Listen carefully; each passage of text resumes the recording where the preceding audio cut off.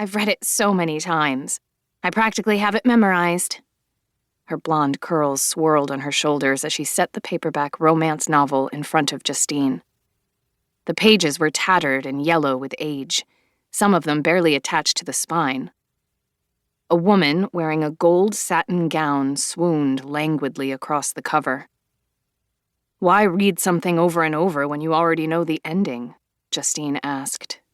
"Because a good happily ever after is worth reading more than once." Zoe tied on an apron and deftly pulled up her hair with a plastic clip. Justine smiled reluctantly and rubbed her eyes, thinking that no one deserved happily ever after more than Zoe. Although they were distant cousins and had only seen each other at infrequent intervals during childhood, they had become as close as sisters. It had been more than 2 years since Justine had asked Zoe, a talented chef, to come work at her Friday Harbor bed and breakfast, Artist's Point. Justine handled the business side of things, including the office work, cleaning, and building maintenance, while Zoe took care of inventory, food buying, and cooking. Zoe and her culinary skills had been so essential to the inn's success that Justine had offered her a share in the ownership. Their partnership was a perfect balance. Justine's impulsive, outspoken nature was tempered by Zoe's diplomacy and patience.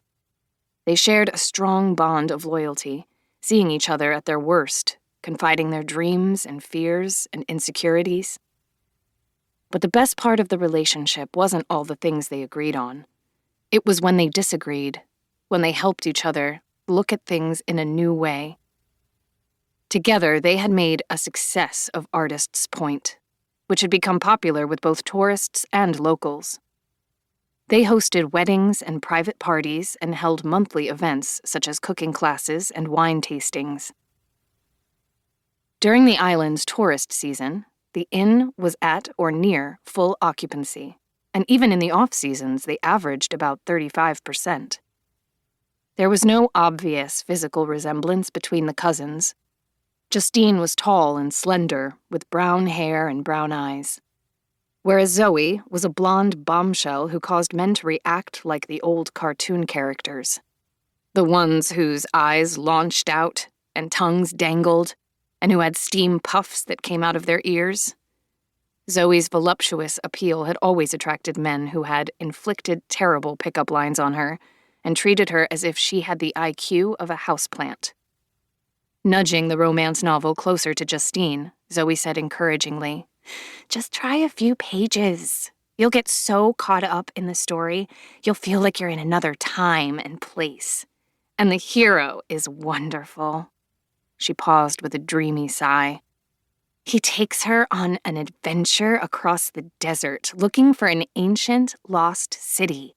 And he's so protective and sexy and brooding. I'm afraid that reading about fantasy men might raise my expectations at a time when I need to lower them. Don't take this the wrong way, but I've never thought your expectations of men were all that high to begin with." "Oh, yes, they were. In the past, I would only go out with a guy if he had a good personality, a decent body, and a job. Now I'd settle for a man who isn't currently married or incarcerated." "Reading about fantasy men won't raise your expectations. It's just a nice escape." "And of course you need an escape," Justine said dryly, "from your hideous troll of a fiancé." Zoe laughed. Alex Nolan, a local builder, could be legitimately called many things, but hideous troll was not among them. He was a singularly attractive man, dark-haired and lean, with austerely perfect features and glacier blue eyes.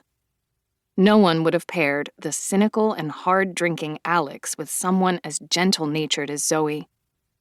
But during the process of remodeling a cottage on Dream Lake for Zoe over the summer, Alex had surprised everyone, including himself, by falling deeply in love with her. He had stopped drinking and had straightened out his life. It was obvious to everyone that Zoe had him wrapped around her finger. She could manage him so sweetly that he didn't seem to notice or care that he was being managed. Although Justine had never experienced